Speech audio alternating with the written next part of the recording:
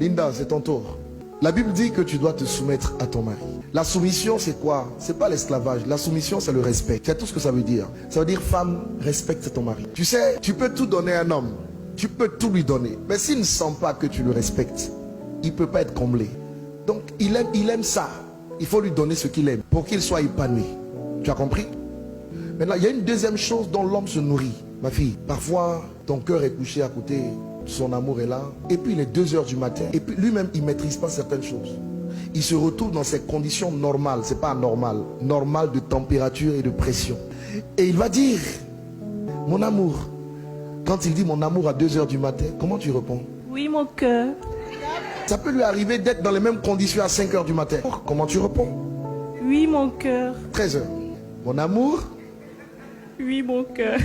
Vous savez, quand les gens se marient, il faut leur dire ce qu'ils vont rencontrer dans le mariage. Il ne faut pas leur enseigner la foi. Ça n'a pas de sens, dans un certain sens. Même si la foi est nécessaire partout. Quand vous regardez les causes de divorce, c'est quoi généralement? Soit, madame dit, je ne veux pas aller avec monsieur. Bon, pour monsieur qui dit, je ne veux pas aller avec madame, c'est rare. Madame dit, je ne vais pas avec lui 1 an, 2 ans, 3 ans. Et vous avez la cause du sexe qui est la cause majeure. Une bonne femme dit oui à son mari. Et un bon mari peut comprendre que parfois sa femme est fatiguée. Donc l'homme, il se nourrit, lui, sur le plan psychologique, de ce qu'il voit. Toi, tu te nourris de ce que tu entends. Ça veut dire que tu dois t'arranger tous les jours pour être tout aussi belle que tu l'es aujourd'hui. Les cheveux toujours bien faits, le maquillage toujours bien à l'endroit, les sprays, les déodorants comme il faut. Tu dois toujours être prête pour accueillir ton mari. Quand tu sortiras de chez toi, tu es une femme mariée. Il y a des parties de ton corps qu'on ne doit pas voir, qui sont réservées uniquement à ton mari. Mais s'il te plaît, Linda, quand tu es à la maison, ne t'habille pas à la maison comme tu t'habilles dehors. Ton mari doit être capable de voir ce que personne d'autre ne voit. Une femme sage a 2 faces.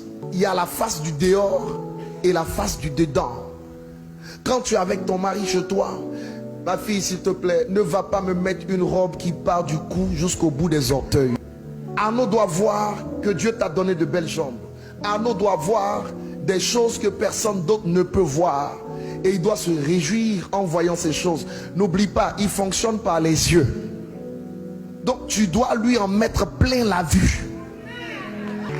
Une bonne femme a un vêtement dans la maison qui est différent du vêtement du dehors. Elle a même une 3e dimension. Un autre vêtement dans la chambre à coucher. Là-bas, il ne faut pas aller attacher des pagnes. Ne fais pas ça. Tu es trop jeune pour ça. Il y en a parfois qui vont dans l'intimité. Elles portent des joggings. Sur le jogging, elles vont mettre un jean. Sur le jean, elles vont attacher un pagne. Sur le pagne, elles vont attacher un kimono. Le pauvre monsieur, pour rendre visite à sa femme, il franchit des obstacles insurmontables. Il y a des vêtements adaptés. Et tu les connais. Les nuisettes et tout ce qui va avec. Tu vois, aujourd'hui tu es entré dans le mariage, c'est une victoire. Mais rester dans le mariage, c'est un autre championnat qui commence. Oui, il faut dire ça. Surtout quand elles sont chrétiennes, ils sont chrétiens. Quand tu t'es marié là, ce n'est pas fini. C'est une victoire que tu as acquise, mais il y a un autre combat dedans. Voilà, donc il faut agir de façon sage pour rester dans cette victoire. Je vous dis une dernière chose et puis je vais vous bénir. Écoutez-moi bien. Arnaud, pour que tu puisses gagner ta femme, il faut gagner son cœur. Aimer, c'est gagner son cœur. Et quand tu gagnes le cœur de ta femme, et si tu réussis à gagner son cœur, tu gagneras son corps. Ne cherche pas à gagner le corps si tu n'as pas gagné le cœur. Linda, tu veux gagner le cœur de ton mari? Ne cherche même pas à gagner le cœur. Gagne le corps et tu auras le cœur. On ne se marie pas pour être heureux. On se marie pour rendre l'autre heureux. Et si tu le rends heureux et qu'il te rend heureuse, vous vous rendez heureux. Vous êtes heureux.